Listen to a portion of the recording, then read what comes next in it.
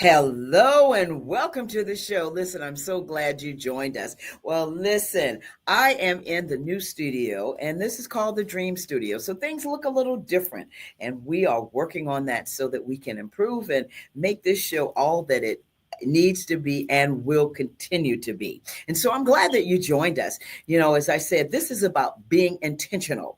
All year long, I'm talking about being intentional. What that means is you should be thinking about what God wants you to do. I am a Christian, and so I'm going to tell you, I love the Lord. And one of the things is being intentional about what He has given you, all the visions, everything that He's put in you. Be intentional about how you are going to push those dreams forward. And so that's what I want for you. This week, our special guest is none other than Dr. Edda Fields Black. And she is going to be talking about her book, Combee, Harriet Tubman. The Combee, and we're from Charleston, so we're going to say the Combee River Raid and Black freedom during the Civil War. So listen, I want you to sit back, relax, and enjoy because it's coming up next. The Cecil Williams South Carolina Civil Rights Museum is the Palmetto State's first and only museum. It honors a generation of people, black and white, throughout the state of South Carolina who deserve to be remembered for their unselfish commitments and sacrifices. Enjoy an immersive and entertaining virtual tour. For more information, visit www.cecilwilliams.com.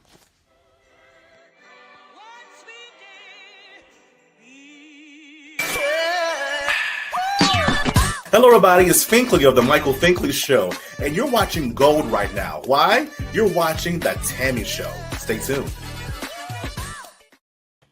Welcome back to the show. I told you we've got a great show planned for you. I am so excited, and I want to say to Michael, Dr. Michael Finkley, so proud of you, Grammy nominee. He was at the Grammys, and we just are so thankful for him. As he says, he's just a little country boy. But thank you so much, Michael, for being my friend and for being always being supportive of the show. Now, I told you we have a great show planned for you. This phenomenal woman is a dedicated wife, a devoted mother to her two children, Aku and Marie. She's a renowned history professor at Carnegie Mellon University. Several authors, professors, and Caleb McDaniel, a Pulitzer Prize winner, have praised her work. But let me tell you this. She was also the co-author, and I've been talking about this, the co-author of Rice, Global Networks and New Histories. She served as a consultant for the Smithsonian National Museum of African American History and Culture, talking about rice fields of the Low Country, and with right here in Charleston, South Carolina, the International African American Museum's Carolina Gold Permanent Exhibits. She was and is the executive producer and librist for Unburied, Unmourned, Unmarked, Requiem for Rice, which is a widely performed original contemporary classical work celebrated by the composer John Wineglass. She's a descendant of Africans enslaved on rice plantations in Colleton County, South Carolina. Her great grandfather fought in the Combee River Raid. So we're talking to an expert, folks, and I just want to bring her out. Let's welcome Dr. Edda Fields Black. Come on out, Dr. Black. How are you, Dr. Edda? Thank you. I am well. How are you? I'm doing well. Thank you so much for being on the show. It is such an honor to have you during this wonderful Black History Month. And I forgot to tell folks, it is Black History. I celebrated 365 days a year. So it's like it's just another day for me, That's right. That's right. It's an honor to be here. And I like to call it the beginning of the Black History Year. Yes. Well, Dr. Edda, one of the things that I like to talk with my guest about is before I even talk about all the accomplishments, everything you've done, I always say, if somebody walked up on the street and they just says, oh, that's Dr. Edda Fields Black, what would you say to them about who you are? Ooh, I would say that, hmm, as you said, I'm a wife and a mother. Um, I love to write, and I've been writing since I was a young child. I love stories and I love Mm. storytelling. And I have wanted to learn how to tell a story for a very long time. And even though I'm an academic historian, that's not really what we're trained to do. So this was a special skill set that I've developed in order to be able to write this book. So I'm proud to be a storyteller. Yeah. Well, Dr. Edda, you talk about being at a young age, talking about writing. What was your inspiration for you to start your career in writing? Hmm. My inspiration was really my mother. And my mother, in so many ways, was my inspiration, teaching me, first of all, as a child, to keep a journal and to try to write every day. And even just writing what happened to me that day, what I thought about during the day, what I thought about what happened to me, just all my little girl musings. She said, Mm-hmm. just write them down in one place and try to do it every day. Um, that evolved over time. Mm-hmm. So I enjoyed writing papers in high school, both English and history. I enjoyed writing. When I got to college, I started working for the college newspapers and writing a column for two newspapers and ended up co founding a Black newspaper at Emory University. And I, as opposed to sort of investigative reporting, my style was more the opinion page, right? And writing Mm-hmm. about what Black students were experiencing and on campus and how our experiences on campus related to the wider world.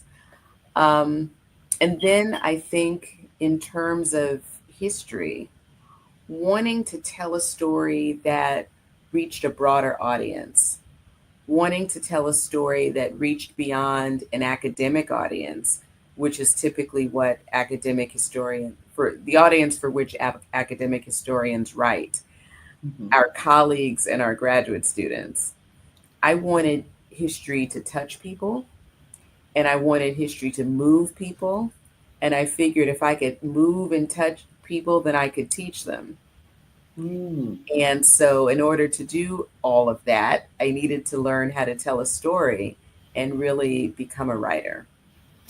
So, when you talk about becoming this writer and also becoming the teacher, what was your defining moment when you decided that you wanted to start this career in teaching history and or writing? I can't say that it was one moment. My mother is a historian. Mm. So I grew up with history. She's an archivist and a historian. I grew up with s- collecting and preserving history. I can Mm-hmm. remember some of my earliest memories are earning pocket money. Mom would give me and my sister the tape recorder. Okay, so I'm dating myself here. Yeah, that's all Um, right. Listen, when I talk about station wagon, and we really dating ourselves. exactly, exactly. A tape recorder and a list of questions, and she would tell us to go interview her aunts and uncles, and we would, walk over there, sit down, turn on the tape recorder, and start going down the list of questions mom prepared. And it wasn't long.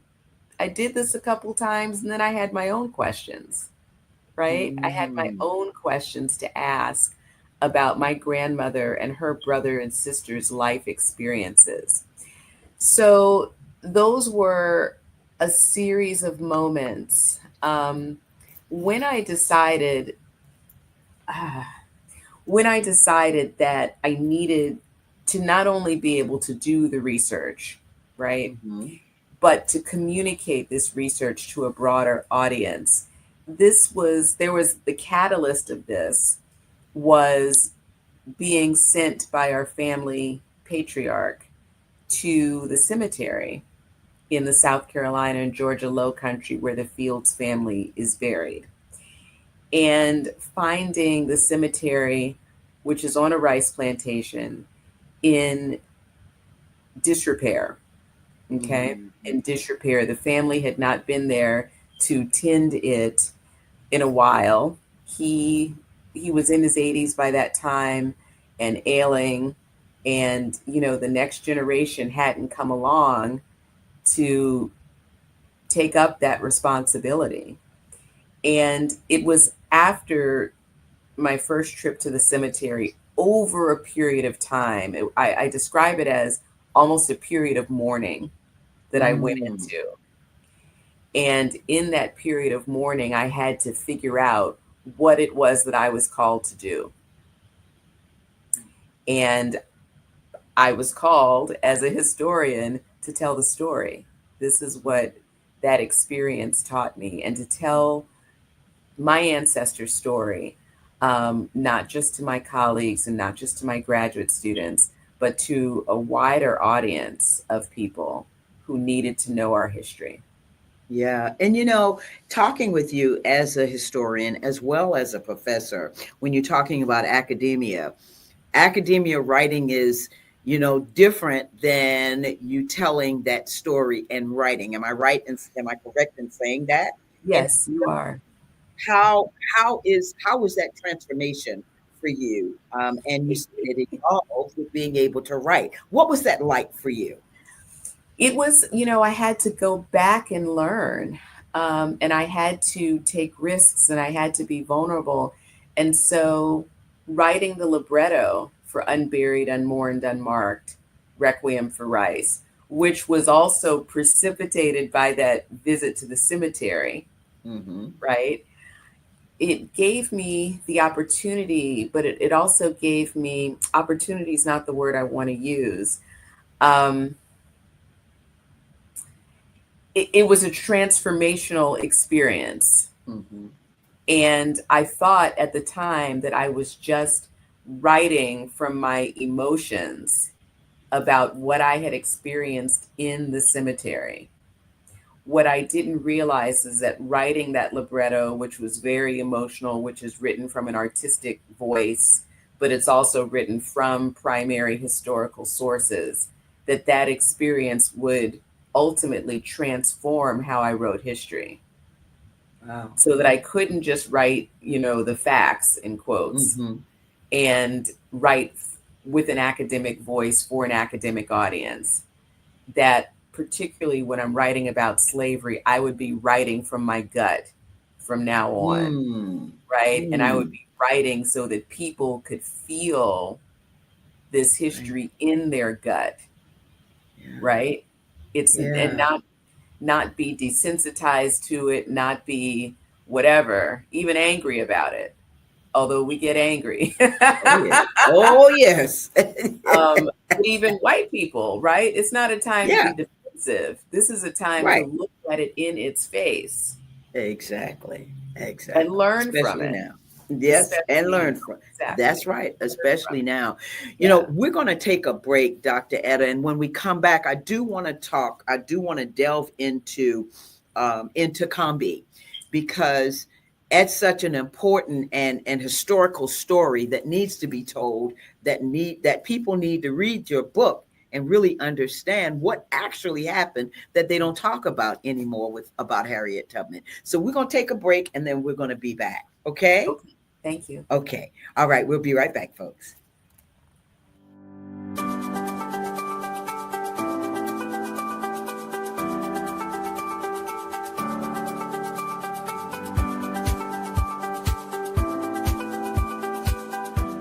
The Orangeburg County Conference Center supports downtown Orangeburg and our surrounding communities.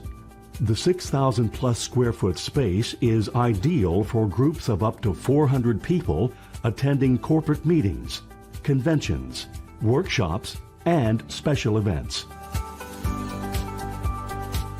Conference Center staff are inspired to ensure that everyone can enjoy the modern amenities. state-of-the-art ballroom that accommodates up to 400 guests banquet style and 430 guests theater style. A warming kitchen with hot boxes, ice machine, refrigerator, freezer, and counter space. A lobby that accommodates 150 guests with special events outdoors. The comfortable outdoor amphitheater has a video wall and seating. Adjacent to the amphitheater is 12,000 plus square feet of green space that extends events outside, plus complimentary on-site event parking and additional parking across the street. Your event can take place all in one spectacular location. We welcome your special event in Orangeburg.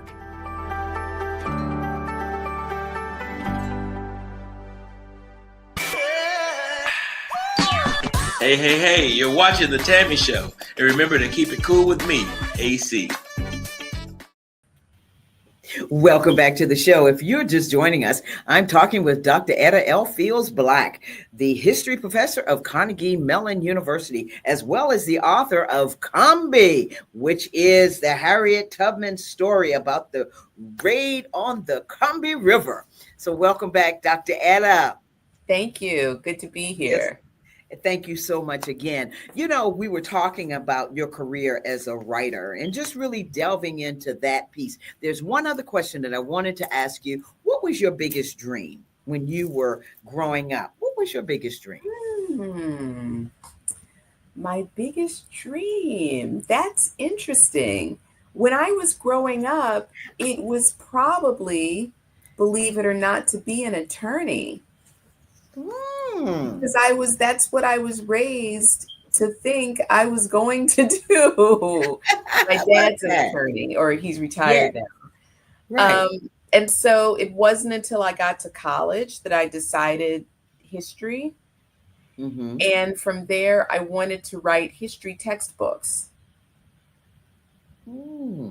Yeah, so that was my first goal, was to write textbooks. And someone said to me, well, you know, and this was someone who I thought would know. I think they were a professor. They said, well, you know, usually those are written by professors and the textbooks are based on their research. And I thought, okay, then I'll be a professor because I'm going to write history textbooks. Look at that. Wow. You know, I always wonder, you know, what dreams people have and how they evolve. And, you know, you've just evolved, and really it's research. What you do is a lot of the research. And that brings me to the fact about the Combie, Harriet Tubman, talking about the raid. And people don't talk about that. Talk about why you decided to write this book at the time when you wrote the book. I like to tell people that I encountered Harriet Tubman in my rice fields. I was minding my own business in my rice fields on the Ace Basin, and I encountered Harriet Tubman and this amazing event, which had been so little written about. And I thought, I think now, well, what else was I going to do except write the book? You know, it kind of boggled my mind that there really had not been a major study done on the Combie River raid, that we seem to know so much about Tubman's life before and after the Civil War. Right. But we knew very little about her Civil War experience, her Civil War service to the U.S. Army. And that's where I started. I was like, okay, this raid, plus I'll add that the raid took place on 7 rice plantations. And so that fact to me made all of the difference. But even in the work that had been done on the raid, it was never mentioned. Right. And Harriet Tubman's biographers wrote about the raid as if the South Carolina and Georgia Low Country and the Maryland Eastern Shore were the same region. Mm-hmm. And Mm-hmm. that just made me, I didn't get that. Right. I get that, and I see that because as you talk about when we think about Harriet Tubman and all that she did accomplished, Hmm. and to see that she was working for the United States for the U.S. government. Yeah, she worked for. Now she had people don't realize that she had to go back and be on the plantation. Am I correct in saying that? She went back to get stories to bring it back to tell them what they Yes, needed, the stories and the secrets that they needed to know yes, so that they could perform the raid. yes, she Wonder what, did. and you know, when I'm thinking about, and I'm asking you this question because it's something that I've been thinking about. What kind of mindset does she have to say that she would go back and do this? Well, I'm gonna stop you because we got to go back first. On the Maryland Eastern Shore, Mm-hmm. after she liberated herself from bondage, That's right. then went back 13 times, 13, to liberate about 70 other people. Now, that's like, Yeah, that part. how can we even, can't even get your mind around that? Mind around. That's And this right. is not to say that Tubman was the only freed person who went Mm-hmm. back into slavery to bring other people out. She was not. That's This right. is to say that the scale, okay, to do that one time is extraordinary. To do it 13 times Yeah. is just superhuman, okay? Mm-hmm. And then after, and at every point, she could have stayed in Philadelphia. She could have stayed in Massachusetts. She could have stayed in Canada. That's where I would have been, in Yes. Canada. And Yes. she could have been quite comfortable, right? She could have Mhm. been comfortable, and she refused to do it. She, even from Canada, she's traveling back to Maryland to bring people up, okay? 13 times. She gave detailed instructions to another 70 people who successfully liberated themselves. That's 140 people. Mhm. Now, to do all of that before the Civil War, and once again, to could have stayed north and been comfortable and been relatively safe, to risk all of that and go into what I call the belly of the beast and the prison house of bondage in South Carolina, of all places, Mhm. to risk her freedom and her very life for people she didn't know. She didn't know those people. Nope. She jokes about how she couldn't understand them and they couldn't understand her, right? She recognizes that their language was different, their culture was different. This was the low country, but the one thing they had in common was freedom. Wow. Wow. Yeah, I'm excited because I tell people they've got to read your book. If you don't, you know, we won't know where we're going in history in our world now if we don't know what happened then. I say Correct. that kind of, you know, it precludes, it helps us so Mhm. that we hopefully won't make the same mistakes, but we've been making the same mistakes. But anyway, hopefully we won't make those mistakes. When you were writing this book, you also have another part that I read about how families Black families now can recover more of their lost histories. How Mhm. do we do that? Yeah. So the backbone of Cumby is the US Civil War pension files. And when I was writing the book, when I was thinking about how am I going to tell the story of the Cumby River Raid, and what new can I say about this story in Harriet Tubman's life, um, what I wanted to do most, more than anything, was to tell it from the perspective and in the words of the people whom Harriet Tubman freed. Okay. And That sounds like, to a historian, that sounds crazy.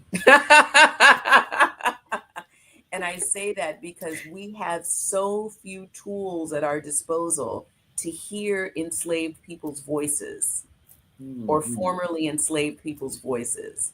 So the notion that I could identify the people who were liberated in the raid and then find documents in which they tell their story is like you have Yeah. lost your mind. Okay. Yeah. But I was working on my own family history. I was working on the Fields family, right? This was after the trip to the cemetery. And I didn't think any of this stuff was related. Okay. Everything was in its compartment, and Mm-hmm. keeping it compartmentalized was part of how I got through my day because I was in mourning for my ancestors in this cemetery. And I reached out to the International African American Museum's Center for Family History. And my friend Tony Carrier at the time was the director. And Tony basically took what I knew of the Fields family and told me that Hector Fields, my great great great grandfather, was a Civil War veteran. Wow. So then the quest was to find his pension file. Come to find out, he Mm-hmm. doesn't have a pension file, but his brother did. Mm. In this one pension file, we found out so much information we didn't know about our family.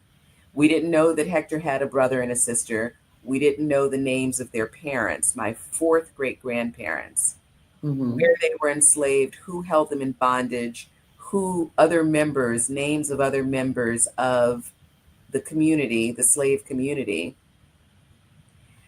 how they got separated before the war. My aunt was given away as a wedding gift. Oh, I don't sugarcoat anything in Cumbie. I tell it like wow. it is. And I let these documents speak for themselves, right? And Yeah. then they were separated again during the war because the slaveholders sent the enslaved men to one state, the enslaved women to Yeah. another state. Mm-hmm. His wife went crazy.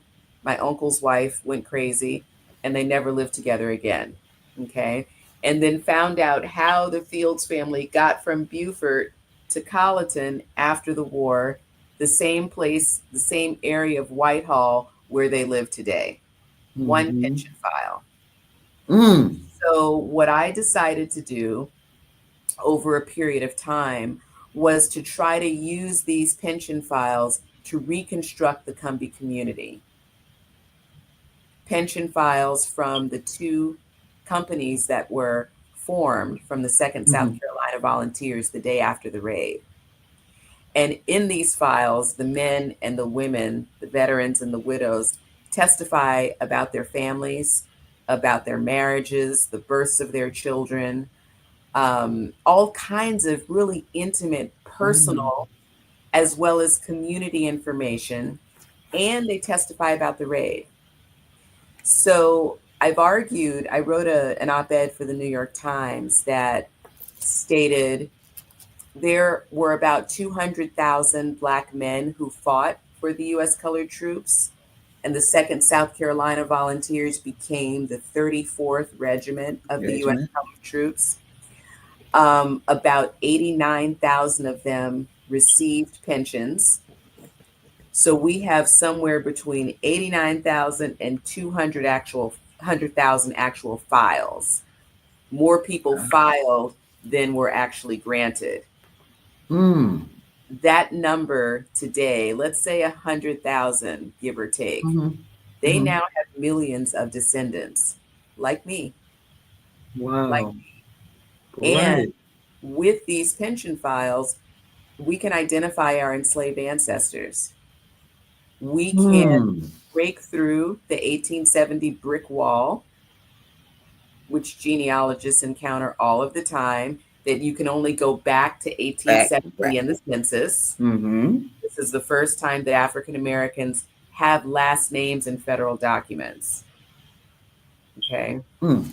Wow. And with the pension files, you can likely connect your ancestor 1870. Let me start with the 1870 census to the pension file to the plantation records.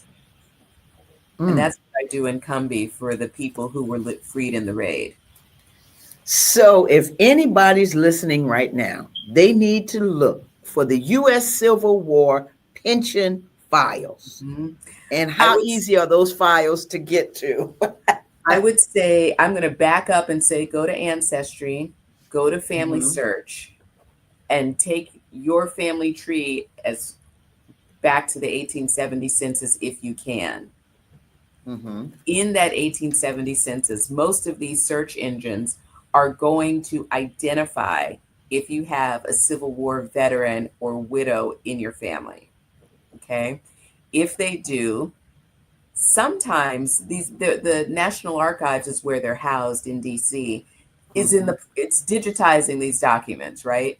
So if it's been digitized, you may be able to get access to it for free on Family Search, on Ancestry, on Fold 3. You can also go to the International African American Museum Center for Family History's website. They have a U.S. Civil War pension file project, and this was part of my collaboration with them. And it was because of this collaboration that I was able to access the 200 some files I used researching Cumbie. They have about 700 files now. So you may be able to just download your ancestors' file from their database, right? Wow, right here. And if that's not possible, you can order it from the National Archives, from their website. You pay the fee and they will email you the PDF. You no longer have to go to DC, right? Right. And stay overnight. Right. That's right. That's right. That's right. That's right. Wow. Well, you just gave us a mouthful. I wanted to find out about what's been the most challenging aspect of your career, writing and being a professor of history. The most challenging aspect of my career, well, I will say that I don't hide it, but not everybody would know that I'm a breast cancer survivor. Really? I'm a stage 3 breast cancer survivor, 7.5, going on 7.5 to 8 years. And this was challenging for my career. This was challenging for my family. In many ways, career-wise, I remade myself because in the first half of my career, I worked in West Africa and I traveled back and forth to West Africa. And once I was diagnosed, that wasn't possible anymore. At least not for a long period of time. And I'm still in that time frame. Okay. I love rice. Yeah. And I was already playing in the rice fields in South Carolina. Yeah. Wow. Wow. And as I said, I'm playing in the rice fields and there's Harriet Tubman. How about that? This is for you to do. This is yours. This is your responsibility. You are the vehicle through which this story is supposed to be told. Yeah. Wow. Intentionality. That's I was just getting ready to say it. See? Kindred spirits. When you think about all that you've done, what would you say? What have you learned about yourself that you can share with us through everything, your triumphs, everything? Yeah, I've learned that I won't be put in a box, and I'm very bold and I like to take risks and to think of things and make connections that other people don't make.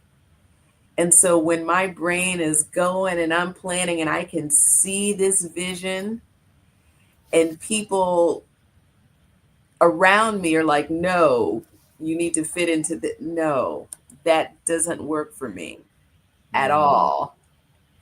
And so that means I say, well, it's time to make some new friends, right? That's it. That's it. Time to meet people who can see the vision like I can see it. And I have big visions. I mean, as you can see, Cumby is not a small book. That's right. That's right. That's right.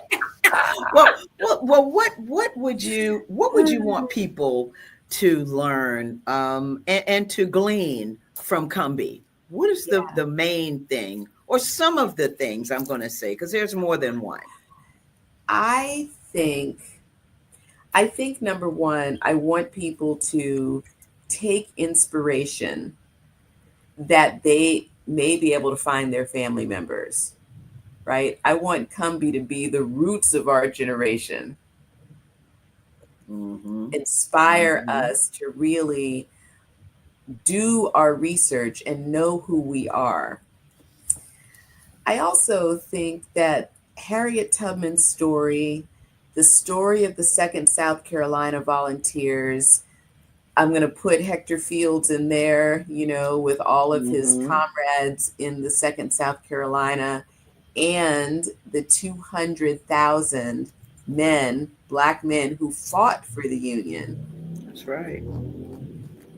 These folks knew what we don't seem to remember, which is that freedom ain't free. So don't get comfortable. That's right. Just because you might have a little piece of something, if your neighbor doesn't have it, that's it. You won't keep it. That's right. That's right. And so you have to fight not only for yourself, but for your neighbor, so that we can all be free and so we can maintain our freedom. If we're not willing to risk what we have, we can lose it. We can lose it. I mean, they were willing to die. These men on the Cumby, they knew when that gunboat came up the river. The women talk about it in the pension files. They were like, our husbands were going to war.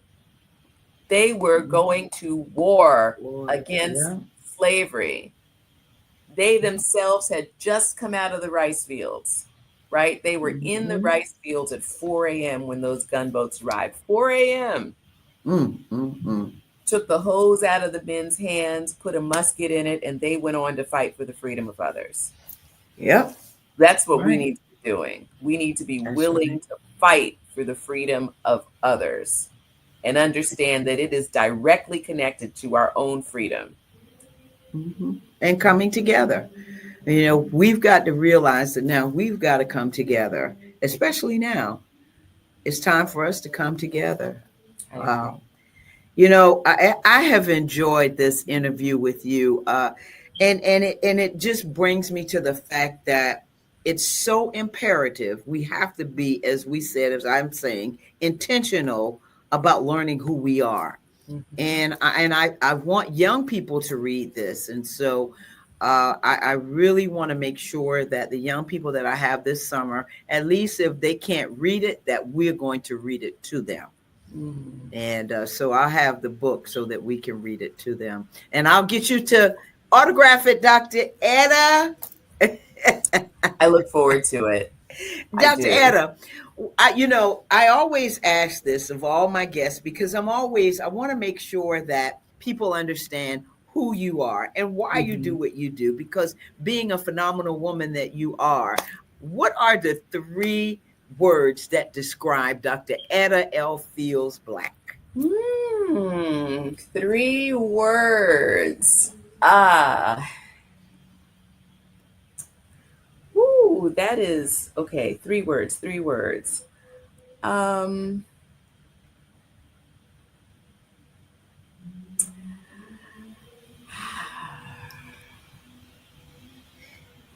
Spirit-filled. Spirit-filled. Graceful.